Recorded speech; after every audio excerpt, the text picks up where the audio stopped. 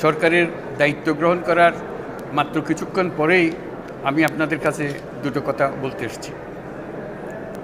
আজ দ্বিতীয়বার যারা স্বাধীনতার স্বাদ আমাদের সকলের জন্য সম্ভব করল, সেই বৈষম্য বিরোধী ছাত্র আন্দোলনের শহীদ ছাত্র জনতা এবং এতে আহত অসংখ্য আন্দোলনকারীকে স্মরণের মাধ্যমেই দেশবাসীকে আমি কিছু কথা বলতে চাই।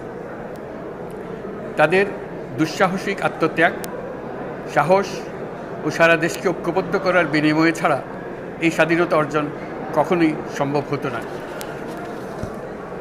সেই সঙ্গে তাদের সেই মুক্তির আকুতিগুলো উপলব্ধি করে সেনা, নৌ এবং বিমান বাহিনীর যে অকুতোভয় সদস্যরা দেশের মানুষের পাশে এসে দাঁড়িয়ে এই বিজয়কে ত্বরান্বিত করেছেন, তাদের প্রতিও জানাই জাতির পরম কৃতজ্ঞতা ও অভিনন্দন।